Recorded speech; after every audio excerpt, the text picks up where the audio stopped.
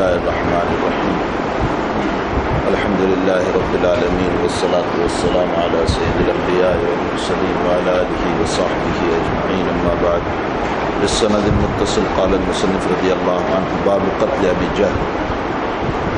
ویسے کچھ نسخوں میں اسی طرح ہے باب قتل ابی جہل، لیکن مستملی کے نسخے میں یہ باب نہیں، یعنی قتل ابی جہل کا لفظ نہیں ہے، اور یہی راجح بھی ہے. اس کی وجہ یہ ہے کہ اس کے اندر صرف ابو جہل کا قتل نہیں بیان کیا ہے، اوروں کا قتل بھی بیان کیا ہے. اس لیے یہ باب بلا ترجمہ ہونا چاہیے، اور یہ باب در باب کی قبیل سے ہونا چاہیے. تاہم اگر اس نسخے کو مان بھی لیا جائے تو کوئی حرج نہیں ہے. ابو جہل کا تذکرہ اس لیے کر دیا کہ وہ امیر و سردار تھا، اس بنیاد پر اس کا تذکرہ کر دیا. جی بسم اللہ الرحمن الرحیم. وبه قال حدثنا ابن نمير قال حدثنا ابو اسامه حدثنا اسماعيل قال اخبرنا قيس بن عبد الله انه اتى ابا جهل به يوم بدر انه اتى ابا جهل وبه رمق يوم بدر. عبداللہ بن مسعود رضی اللہ تعالی عنہ ابو جہل کے پاس آئے اور اس میں کچھ سانس باقی تھے بدر کے دن، یعنی ابھی اس کے سانس چل رہے تھے. جی فقال ابو جهل هل اعمد من رجل قتلته فقال ابو جہل هل اعمد من رجل قتلته. اعمد کا معنی اہلک بھی ہوتا ہے. اس صورت میں ترجمہ ہوگا هل اعمد من رجل قتلتموه. عمد بولتے ہیں اصل میں اونٹ کی کوہان زخم کی وجہ سے پھول جاوے اور اس میں اونٹ ہلاک ہو جائے، اس کو عمد کہا جاتا ہے. تو لازمی معنی ہلاکت ہے. اب ترجمہ ہوگا هل اعمد من رجل، کیا اس سے بھی بڑھ کر کسی آدمی کو تم نے ہلاک کیا ہے؟ یا اس کا ترجمہ اعجب بھی ہوتا ہے. اعجب کا معنی ہوتا ہے هل اعجب، کیا تم خوش ہوتے ہو اس کو مار کر، اس آدمی کو، یعنی تو مجھے مار کر خوش ہو رہا ہے، تجھے خوشی ہو رہی ہے. تو اس کا معنی اعجب بھی ہوتا ہے، اس کا معنی اہلک بھی ہوتا ہے، اس کا معنی اغضب بھی ہوتا ہے. کیا تو غصے ہو رہا ہے اس آدمی پر؟ قتل تمو، جس کو تم قتل کر رہے ہو، تو اغضب بھی ہوتا ہے. ابو داؤد شریف میں یہی لفظ آیا ہے ابعد. بعض محدثین نے اس کو مرجوح قرار دیا، فرمایا بعد کا کیا معنی، لیکن ابن اسیر جزری رحمۃ اللہ علیہ نے معنی اس کا بھی بیان کیا. یعنی کیا تو بعید المرتبت آدمی کو قتل کر رہا ہے؟ ابعد یعنی مجھ سے بڑھ کر بعید المرتبت کون ہو سکتا ہے، اونچے مرتبے والا کون ہو سکتا ہے. یہ مرتے مرتے بھی اس کا غرور اور تکبر تھا کہ جو اپنے آپ کو بلند مقام سمجھ رہا ہے. بعض روایتوں میں ہے اس نے یوں کہا تھا کہ بعض تاریخی روایتوں میں، تاریخ کی کتابوں میں، کہ میری گردن نیچے سے کاٹنا تاکہ سب کی گردنوں میں میری گردن اونچی رہے. ایک روایت میں ہے کہ اس نے یوں کہا تھا یا رویع الغنم لقد ارتقیت، یہ بکریوں کے چرانے والے تو چڑھ گیا علی مقام سعیدہ، اونچے مقام، یعنی گویا اپنے آپ کو اونچے مقام والا بتا رہا ہے.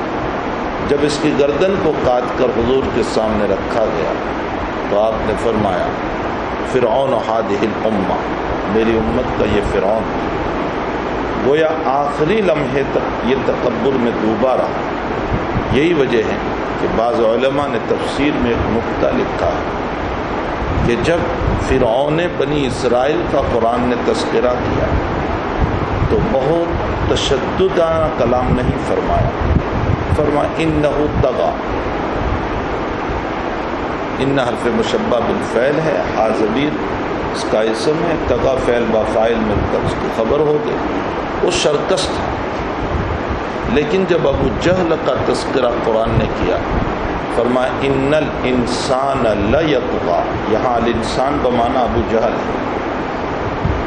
تو ایک تو جملہ اسمیہ ان الانسان لیطغی میں لام تاکید کا لائے، تو اس میں زیادہ تشدد اختیار کیا گیا ان الانسان لیطغی، اور اس کی وجہ یہ ہے کہ فرعون بنی اسرائیل نے تو مرتے مرتے کم سے کم یوں کہا تھا آمنت انہ لا الہ الا الذی آمنت بہ بنو اسرائیل، بنی اسرائیل کے اللہ پر میں ایمان لے آیا۔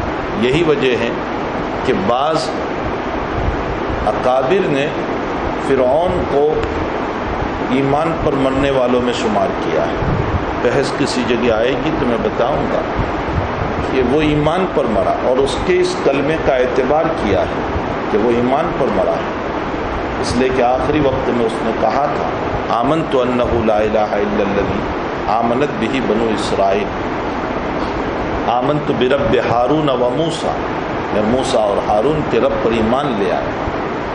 لیکن جمہور فرماتے ہیں کہ یہ عالم غرغرہ تھا، عالم نزاع تھا، عالم سکرات تھی، اور عالم نزاع کا ایمان معتبر نہیں ہوتا ہے، اس لیے اس کے ایمان کو معتبر نہیں مانا گیا۔ بہرحال کتاب التفسیر میں یہ کسی جگہ بحث آئے گی، وہاں کچھ وضاحت کروں گا۔ جن صاحب نے ان کو مومن تصور کیا ان کا مناظرہ بھی ہوا، اور دوسرے دن منکرین میں سے کوئی ان کو ملا، فرمایا السلام علیکم یا اخا ہارون یا اخا فرعون، السلام علیکم اے فرعون کے بھائی۔ تو وہ کہنے لگا آپ مجھے فرعون کا بھائی کہتے؟ تو کہا کل آپ ثابت کر رہے تھے کہ فرعون ایمان پر مرا، والمسلم اخو المسلم، اور مسلمان مسلمان کا بھائی ہے، تو آپ کے نزدیک وہ بھائی ٹھہرا، اس لیے آپ کو فرعون کا بھائی کہنے میں کوئی حرج نہیں ہے۔ تو بہرحال کچھ لوگوں نے فرعون کے ایمان کا بھی قول اختیار کیا ہے، تو اس نے تو کم سے کم مرتے مرتے بھی کہا تھا آمنت برب ہارون و موسیٰ، اور اس کا حال یہ ہے کہ آخری لمحات تک غرور اور تکبر میں رہا۔ جی وبه قال حدثنا احمد بن يونس قال حدثنا زهير حدثنا سليمان بن تيميه بن انس حدثنا قال النبي صلى الله عليه وسلم قال حدثني عمرو بن خالد قال حدثنا زهير عن سليمان عن انس قال قال النبي صلى الله عليه وسلم لا ينظر ما صنع ابو جهل۔ حضرت نے فرمایا بھائی دیکھو کون خبر لاتا ہے ابو جہل کی کہ ابو جہل نے کیا کیا، یعنی اس کا کیا حال ہے۔ جی فانطلق ابن مسعود فوجده قد ضربه ابن عفراء، فوجدہ اس کو پایا اس عالم میں کہ افرا کے دو بیٹوں نے اس کو مارا تھا۔ افرا کے دو بیٹے معاذ ابن افرا، معوذ ابن افرا۔ افرا ان کی والدہ کا نام ہے، ان کے والد کا نام ہے حارث ابن رفاعہ۔ معاذ و معوذ کے والد کا نام حارث ابن رفاعہ ہے، اور والدہ کا نام افرا ہے، لیکن یہ ہمیشہ والدہ ہی سے مشہور ہو گئے۔ تو معاذ ابن افرا اور معوذ ابن افرا نے ان کو مارا۔ ابو داؤد شریف کی روایت میں ہے کہ معاذ ابن عمرو ابن الجموح نے مارا، کوئی تعارض نہیں ہے۔ معاذ ابن عمرو ابن الجموح تو کہتے ہیں کہ میں نے اس کے پاؤں پر حملہ کیا تھا، یعنی اس کے پاؤں پر مارا۔ پھر یہ دونوں بچے تود پڑے، معاذ ابن افرا، معوذ ابن افرا۔ اور عبداللہ ابن مسعود تو جب وہ ٹھنڈا پڑا ہوا تھا اس موقع پر اس کی گردن کاٹ لی۔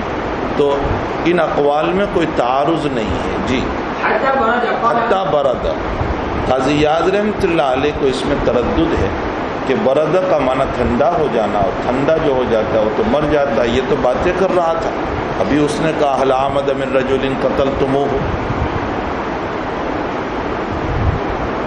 اس لیے قاضی یاز کہتے ہیں کہ مسلم کی روایت راجح ہے، مسلم میں حتی برق، چھوٹے قاف سے گھٹنوں کے بل گر گیا تھا۔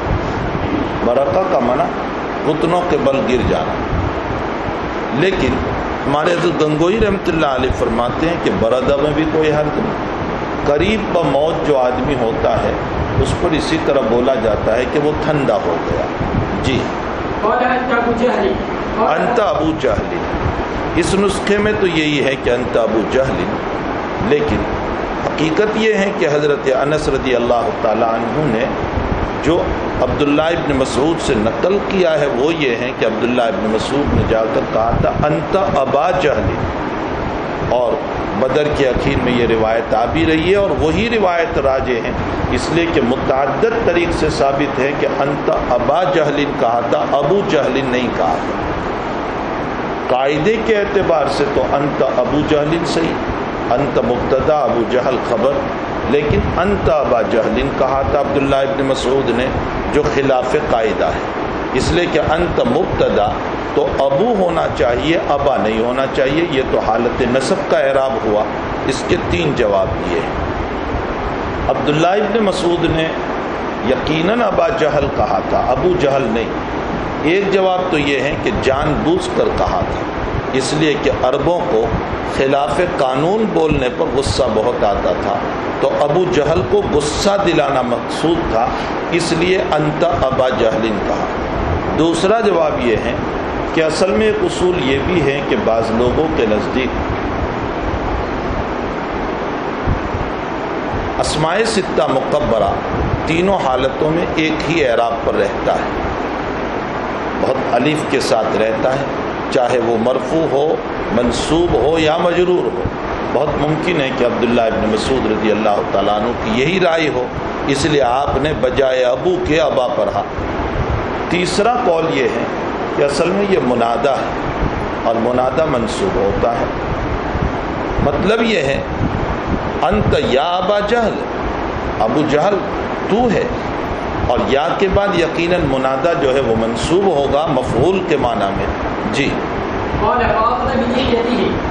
اس کی داڑھی پکڑی، معلوم ہوتا ہے کہ عرب داڑھی رکھتے تھے، بلحیتی ہی اس کی داڑھی پکڑی۔ جی، یہ بھی اس کا تکبر ہے، فوق رجل، اس آدمی سے بڑھ کر کوئی ہے جس کو تم نے قتل کیا ہو؟ مجھ سے بڑھ کر بھی کوئی آدمی ہے؟ جی جی، یا یہ ہے کہ اس نے یوں کہا او رجل قتلہ قوم، اس میں کیا اترانے کی ضرورت ہے؟ بس قوم نے مارا، اس میں کیا اترانا ہے مجھے؟ جی جی،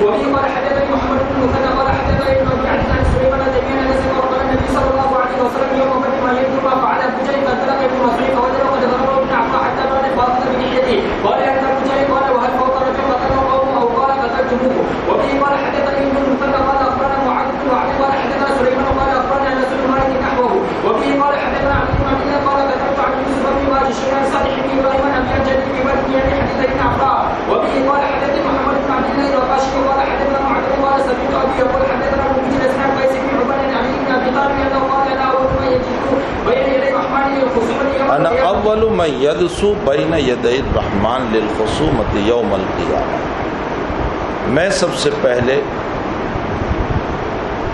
دشمنوں کے مقابلے میں اللہ کے سامنے بطور خصم بن کر قیامت میں کھڑا ہوں گا۔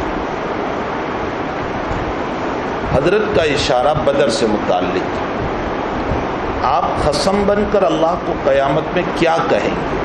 آگے ہے اس کا بیان۔ جی،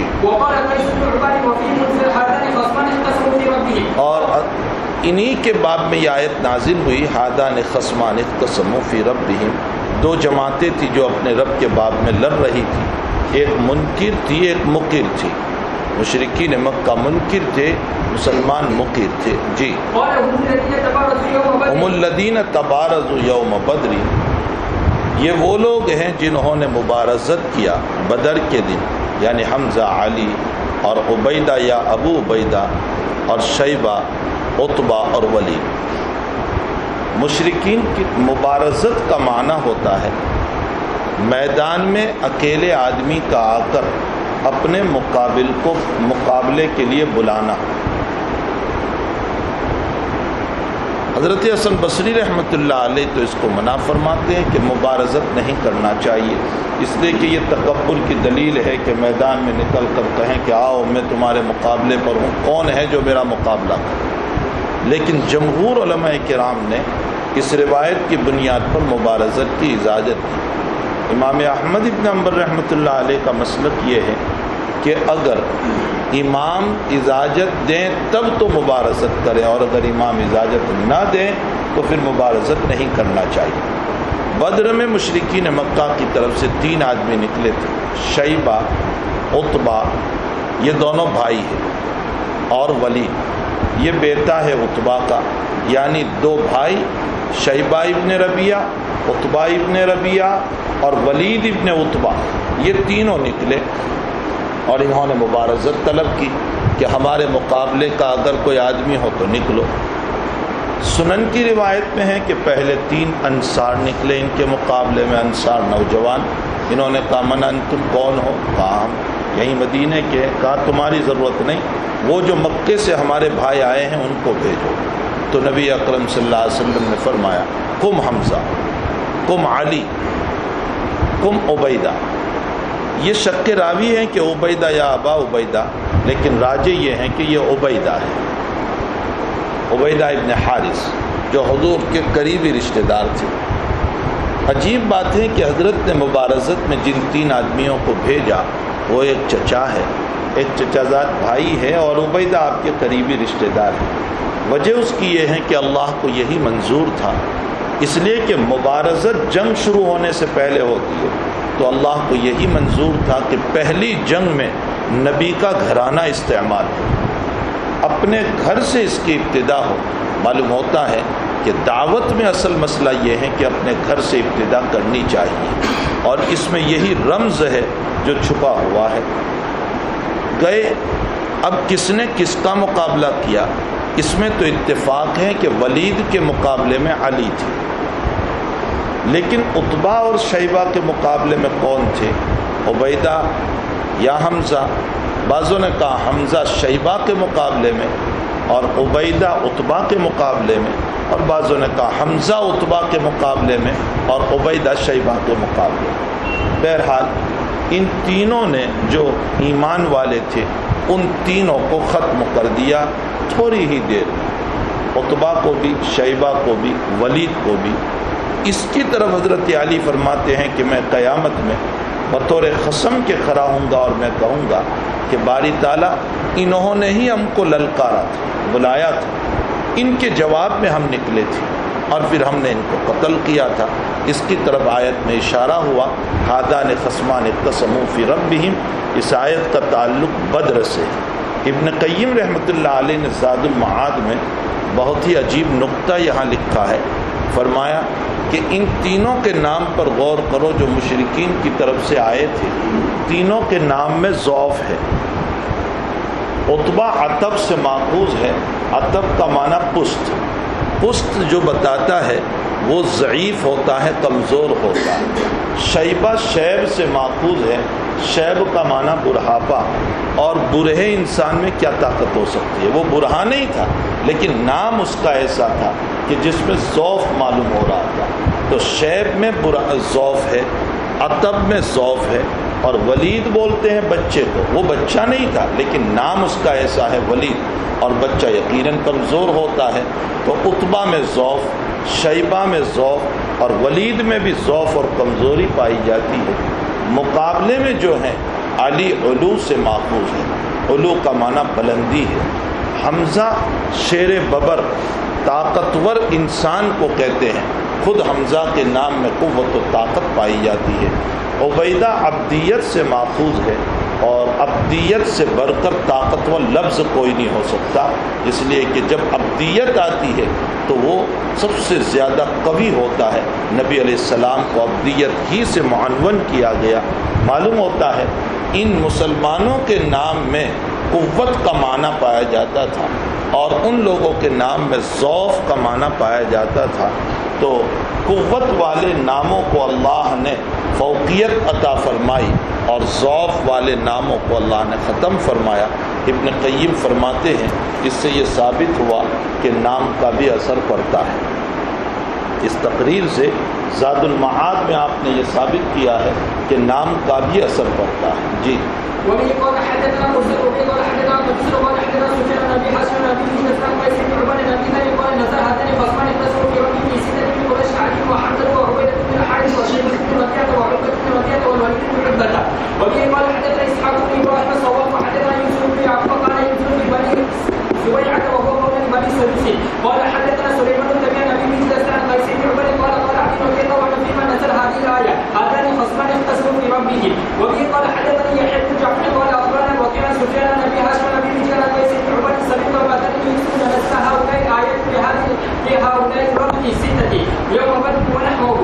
وبه قال حدثنا يعقوب بن ابراهيم قال حدثنا هشيم قال اخبرنا ابو هاشم بن ابي رجال قيس قال سمعت وبدل يسكن قصرين هذه الايه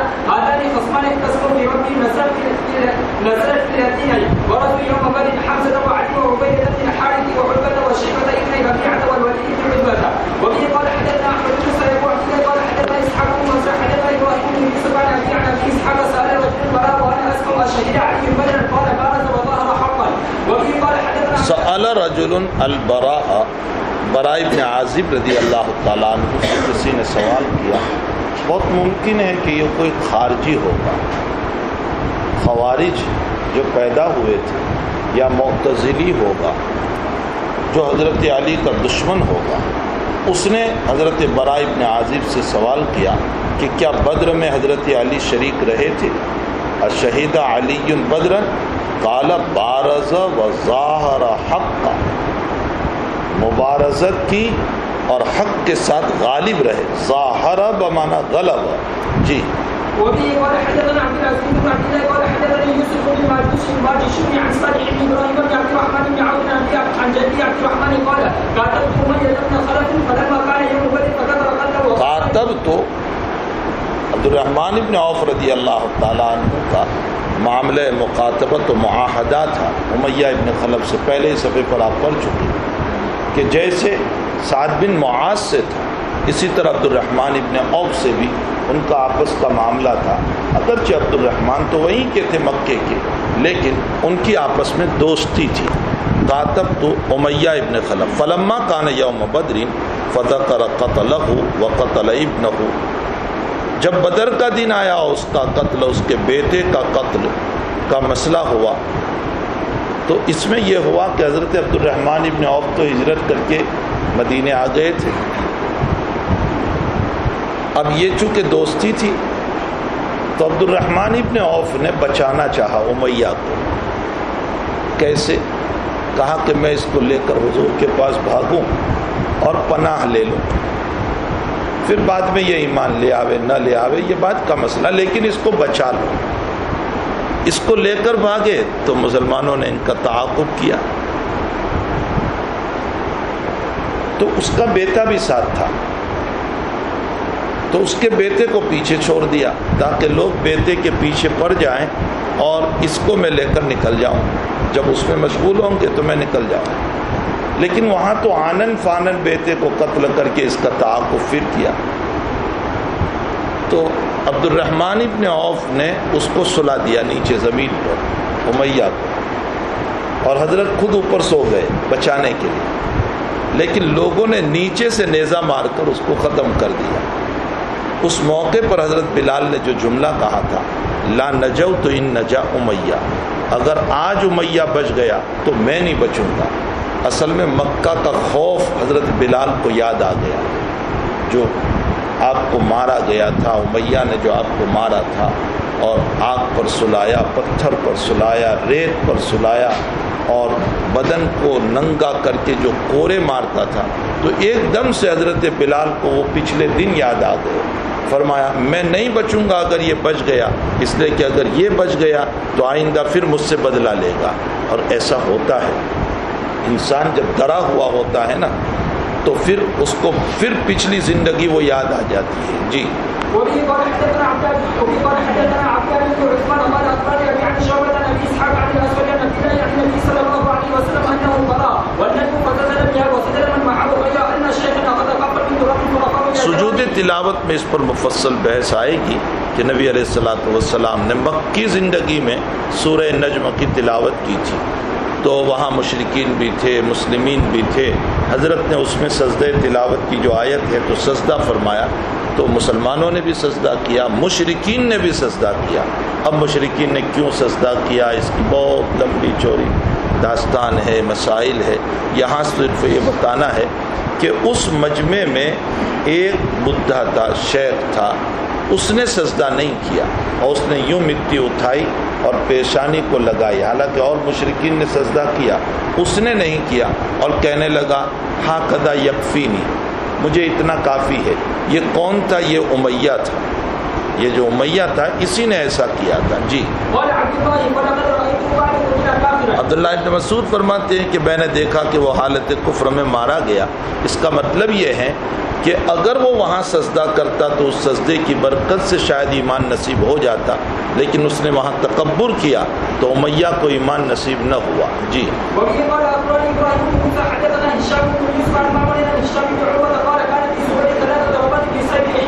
حضرت زبیر ابن عوام رضی اللہ تعالیٰ عنہ بڑے بہادر تھے،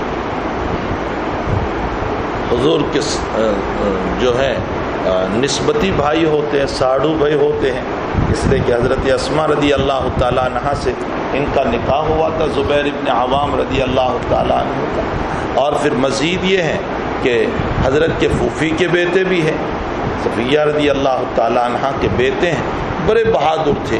تو ثلاث ضربات، عروہ ان کے بیٹے ہیں، ان کے ایک بڑے بیٹے عبداللہ ابن زبیر ہیں. تو عروہ کہتے ہیں کہ میرے ابا کے پشت پر تلوار کے 3 نشان تھے، فی عاتقہ، موندھے کے قریب. جی. اور میں جب چھوٹا تھا تو میرے ابا کے پشت کی طرف سے میں کھیلتا تھا، تو وہ جو نشان پڑے تھے نا وہ گھڑے کی طرح ہو گئے تھے، تو میں اس میں انگلیاں داخل کرتا تھا. یعنی اس کا مطلب یہ ہے کہ وہ گہرے ہو گئے تھے. انی لأدخل اصابعی فیا. جی. اس میں 2 زخم تو بدر کے تھے، بس یہ بدر کی مناسبت سے روایت لے آئے، اور ایک یرموک تھا، جنگ یرموک جو صدیق نبی اکرم صلی اللہ علیہ وسلم کے، تو فرمایا ایک یرموک تھا اور 2 بدر کے. جی.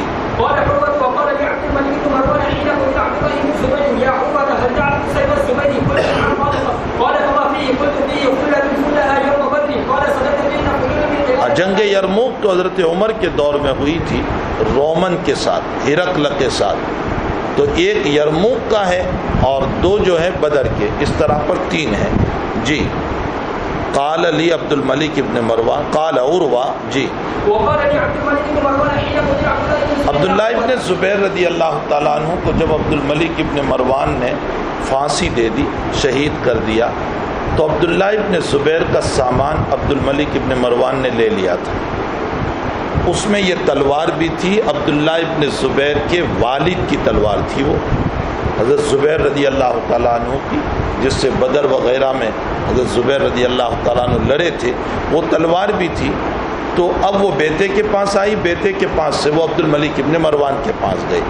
تو عروہ کہتے ہیں کہ مجھے عبد الملک ابن مروان نے بلایا، اور بلانے کے بعد پوچھا کہ کیا تم اپنے باپ کی تلوار کی کوئی نشانی دے سکتے ہو، یعنی حضرت زبیر ابن عوام کی. کہا بالکل، مجھے معلوم ہے کیا نشانی ہے. جی. حل تعریف سیف الزبیر، زبیر کی تلوار تم جانتے ہو؟ فرمایا بالکل. فما فیہ، فرمایا کیا نشانی ہے اس میں؟ فرمایا قلت فیہ فلۃ فلھا یوم بدرین، وہ تلوار تھوڑی سی تیری ہے نوک کی طرف سے، جو بدر کے دن تیری ہو گئی تھی. بہادری بتا رہے ہیں ابا جان کی کہ لڑتے لڑتے تلوار تیری ہو گئی تھی.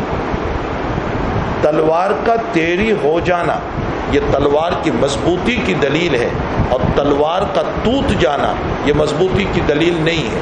تو کہا میرے والد صاحب کی تلوار کی یہ نشانی ہے. جی. تو عبد الملک کہنے لگا کہ سچ کہا تم نے بھائی، فلول من قراء القطائب، جماعتوں سے لڑتے لڑتے تلوار تیری ہو گئی. یہ اصل میں نابغہ زبیانی کا شعر ہے، اس کا یہ مصرع ہے. نابغہ زبیانی نے ایک شعر کہا ہے تلوار کے اوپر، بہادروں کے اوپر، لا عیب فیہم غیر ان سیوفہم، یہ پہلا مصرع ہے. لا عیب فیہم غیر ان سیوفہم. دوسرا مصرع فلول من قراء القطاء بہن فلول من قراء القطاء، ان کی تلواروں میں کوئی عیب نہیں ہے. لا عیب فیہ غیر ان سیوفہم، سوائے اس کے کہ ان کی تلوار تیری ہو چکی ہے جماعتوں سے لڑتے لڑتے. تو یہ نابغہ زبیانی کا شعر ہے جس کا ایک مصرع عبد الملک ابن مروان نے پڑھا. جی. پھر حضرت عروہ کو وہ تلوار دے دی. جی. اب ہوا یہ کہ عروہ کے انتقال کے بعد عروہ کے بیٹے ہشام ہیں. فرماتے ہیں ابا جی کے پاس سے وہ تلوار اب میراث میں ہمارے پاس آئی عروہ کے بعد. تو یہ طے ہوا کہ بھئی یہ تلوار بیچ کر اس کے پیسے میراث میں لیے جائیں، تو کوئی ایک خرید لیں، باقیوں کو حصہ دے دے. مثلا مان لو کہ ایک تلوار کے 3 ٹکڑے تو کر نہیں سکتے، تو لا محالہ یہ کرنا ہوگا کہ کوئی ایک لے لے، اب 3000 قیمت لگائی تو 1000 تم اپنے نکال دو، 2000 دو کو دے دو۔ فرمایا ہشام نے کہ اس کی قیمت لگی میراث کے اندر 3000۔ جی، تو ہمارے بعض ورثاء نے اس تلوار کو لے لیا۔ میری تمنا تھی کہ میں لیتا، لیکن میرے پاس پیسے نہیں تھے، ہشام کہتے ہیں، اس لیے میں والد صاحب کی اس تلوار کو جو دادا کی تھی میں لے نہیں سکا۔ جی،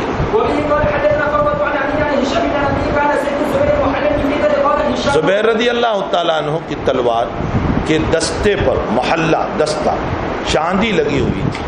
جمہور علماء کرام فرماتے ہیں کہ دستے پر چاندی لگانا اور چاندی کا دستہ بنانا جائز ہے۔ دستے کا معنی جہاں سے ہم پکڑتے ہیں اس کو چاندی کا بنانا بالکل جائز ہے، کوئی حرج نہیں۔ سونے کا بنا سکتے ہیں یا نہیں؟ حضرت امام مالک رحمۃ اللہ علیہ کا ایک قول ہے کہ سونے کا بھی بنا سکتے ہیں۔ شمائل ترمذی کی ایک روایت امام مالک رحمۃ اللہ علیہ نے استدلال میں پیش کی ہے کہ سیف رسول اللہ صلی اللہ علیہ وسلم بفضۃ و ذہب، سونا اور چاندی دونوں تھے، لیکن علامہ ذہبی رحمۃ اللہ علیہ نے اس روایت کو منکر قرار دیا ہے۔ راجح یہ ہے کہ چاندی کا دستہ تو بنا سکتے ہیں، سونے کا نہیں۔ اور ہوتا یہ ہے اصل میں یہ چاندی کا بنانے میں کہ ہتھیار سے بھی کبھی سامنے والا مرغوب ہوتا ہے، ہتھیاروں سے بھی سامنے والے کو مرغوب کیا جاتا ہے۔ جی، ہمارے حضرت نے سہارنپور کا ایک واقعہ سنایا تھا کہ یہاں سہارنپور میں طوفان ہوا ہندو مسلمانوں کا۔ اب مسلمان جو شام میں نکلے ہیں رات میں تو کیا چالاکی کی، فرمایا ڈنڈے لیے اور اسٹیل کے کڑے چرائے جو چمکدار ہوتے ہیں، اور دوسروں کو کہا کہ جب ہم چلیں تو تم یوں تارچ مارنا، ہم ڈنڈے اٹھائیں گے تم تارچ مارنا، تو تارچ سے وہ چمکیں گے۔ تو سامنے والوں پر اس کا رعب پڑا کہ یہ تو کوئی چمکدار چیزیں لے کر کے آئے ہوئے ہیں، تو کبھی ہتھیار کا بھی اثر پڑتا ہے۔ جی،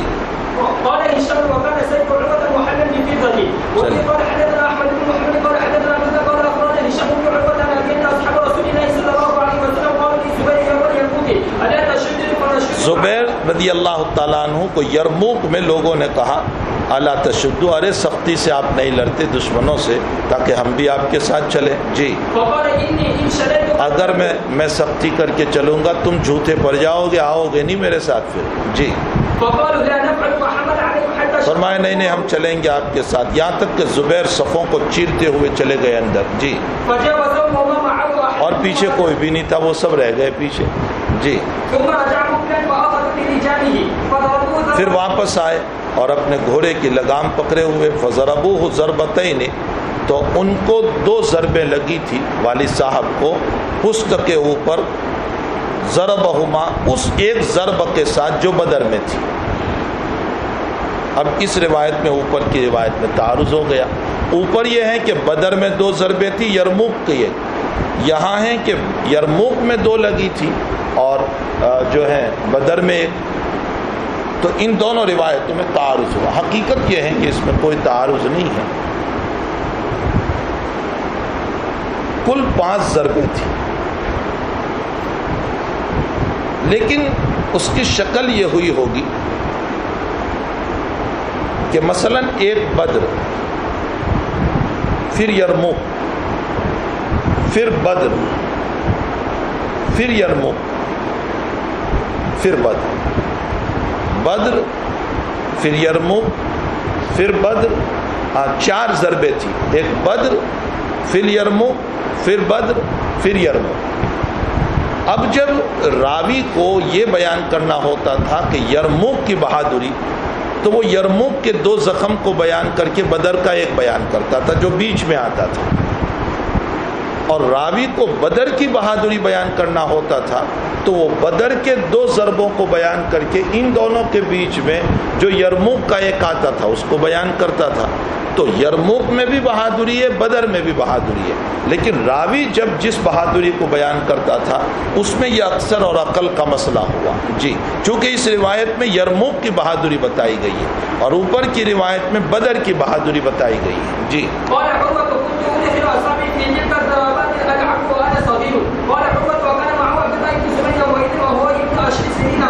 عبداللہ ابن زبیر بھی گئے تھے یرموک میں، بدر میں تو نہیں، اس لیے کہ عبداللہ ابن زبیر تو ابھی پیدا ہوئے تھے ہجرت کے بعد، بہت چھوٹے. یرموک میں ساتھ تھے، اور اس وقت عبداللہ ابن زبیر 10 سال کے تھے، لیکن ابا جی ساتھ لے گئے تھے.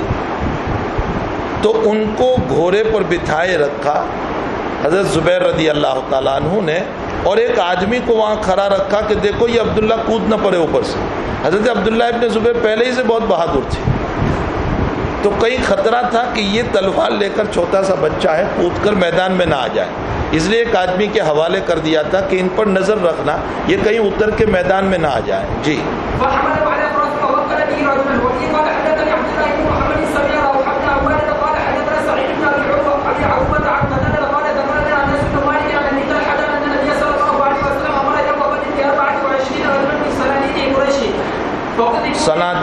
سندید کی جمع ہے، سردار کو بولتے ہیں. قریش کے 24 سرداروں کو بدر کے کنویں میں ڈالا. جی. آیا سب کو ڈالا تھا یا 24 کو؟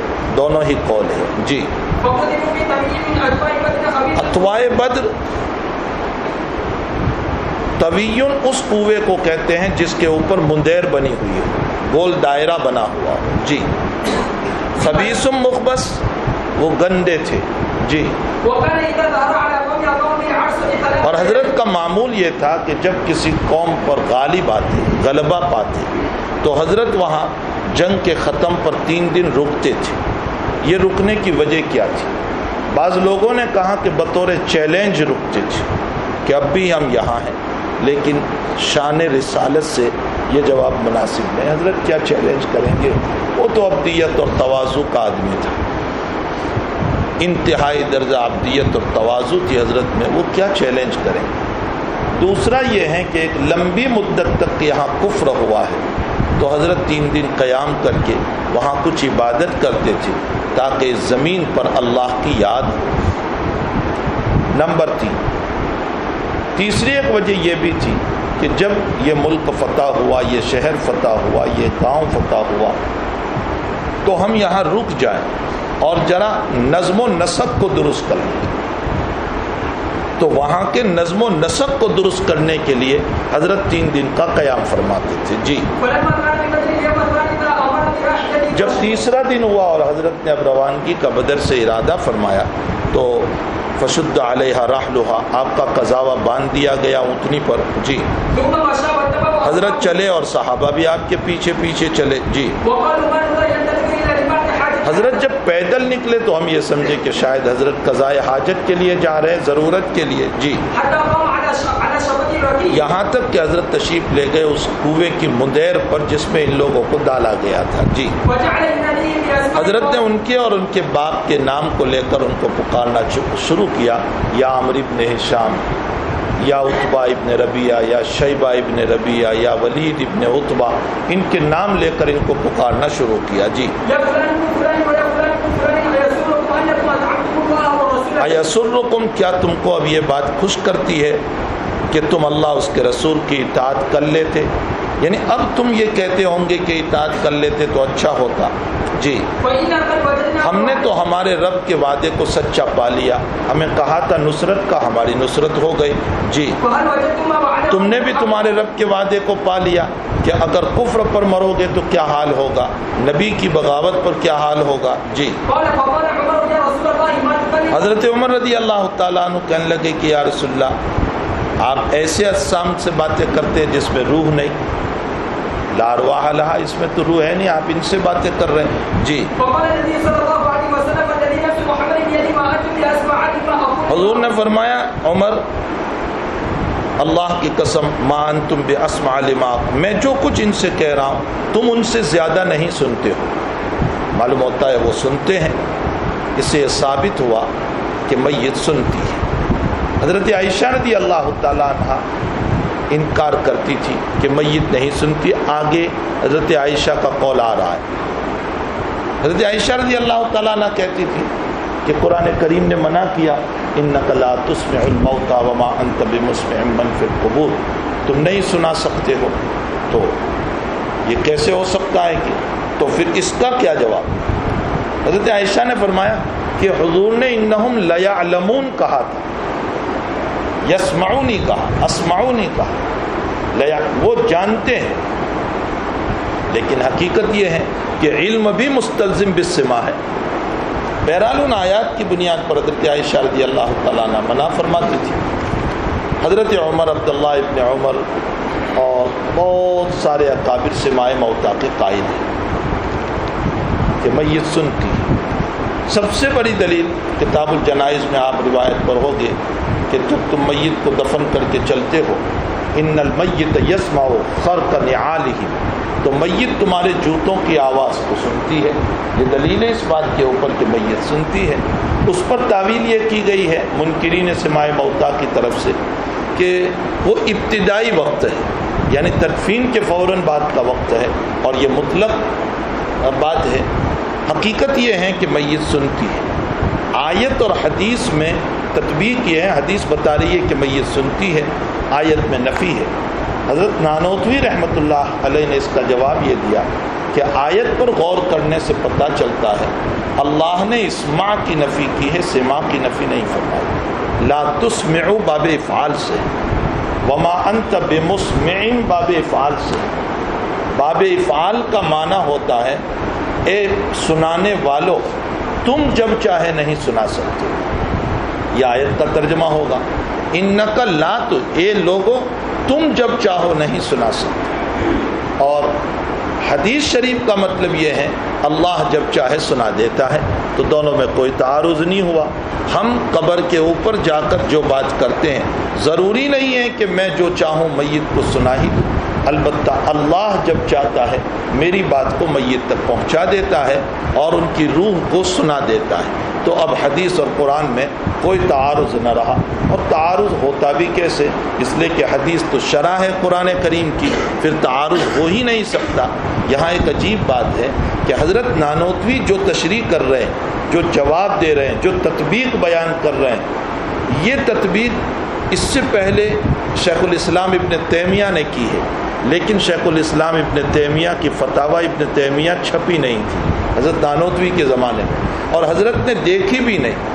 معلوم یہ ہوتا ہے کہ حضرت کے علوم بھی ابن تیمیہ سے کم نہیں تھے۔ جہاں جہاں یہ باتیں آئے گی اس طرح کی میں بتاؤں گا، ابن تیمیہ کے برابر حضرت نانوتوی کے علوم بھی تھے۔ بہرحال سماع موتا کا مسئلہ ثابت ہے۔ علامہ ابن حمام رحمۃ اللہ علیہ نے حنفیوں کی طرف سے یہ نقل کر دیا کہ حنفیہ بھی سماع موتا کے قائل نہیں ہے، لیکن ائمہ ثلاثہ احناف سے کہیں بھی یہ مسئلہ منقول نہیں ہے۔ اصل میں ابن حمام نے اس مسئلے کو اخذ کر لیا۔ کہاں سے اخذ کیا؟ امام ابو حنیفہ رحمۃ اللہ علیہ سے کسی نے سوال کیا کہ ایک آدمی نے دوسرے کو یوں کہا تھا کہ میں تجھ سے کلام نہیں کروں گا، بات نہیں کروں گا۔ اب جس سے قسم کھا لی تھی نہ بات کرنے کی، وہ سامنے والا مر گیا۔ اب جس نے قسم کھائی تھی نہ بات کرنے کی، لا اکلمک واللہ لا اکلمک، اللہ کی قسم میں تجھ سے بات نہیں کروں گا، یہ قسم کھانے والا اس کی قبر پر جا کر کے بولتا ہے تو قسم میں حانث ہوگا یا نہیں؟ اصل یہ مسئلہ ہے۔ امام ابو حنیفہ رحمۃ اللہ علیہ کہتے ہیں کہ حانث نہیں ہوگا۔ کیوں؟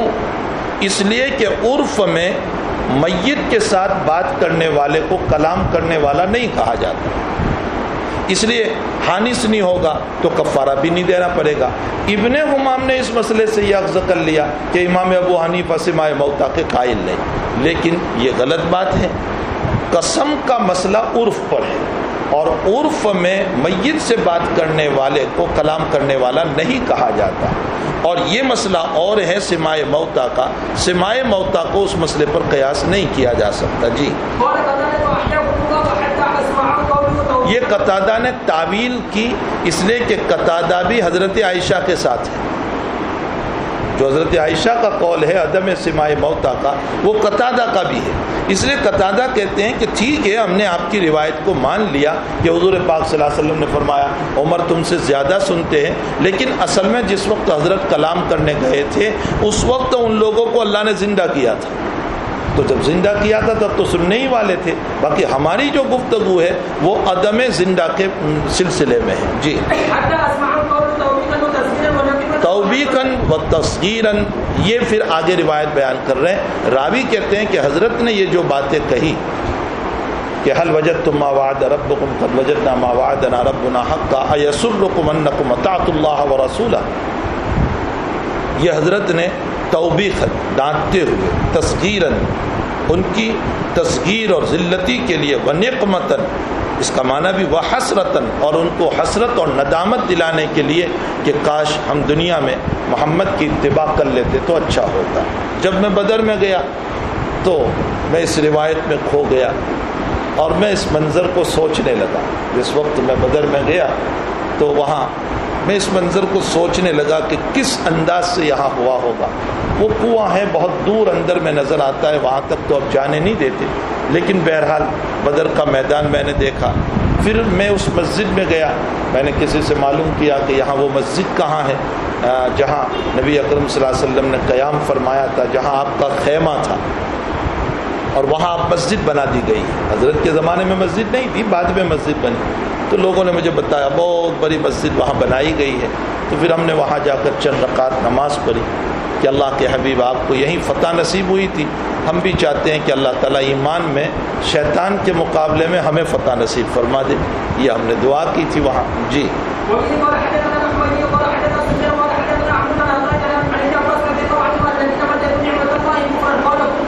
الذین بدلوا, جنہوں نے بدل دیا, مراد مشرکین مکہ ہے.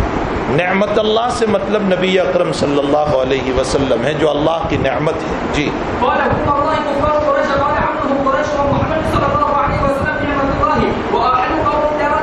وَعَلُّوا قَوْمًا دَارَ الْبَوَارِ, بوار کا معنی ہلاک, اور ان کے لیے ہلاکت کا گھر ہوا یعنی جہنم. جی